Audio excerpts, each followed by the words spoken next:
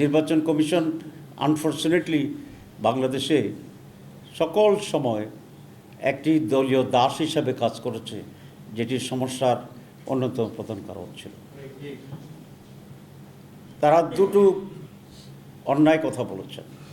CEC একবার বলেছে যে পিআর সিস্টেম সংবিধানে নাই, সুতরাং এর ভিত্তিতে নির্বাচন করা যাবে না। আবার গতকালও শুনেছি তার ব্রিফিং একজন বলেছেন। আসলে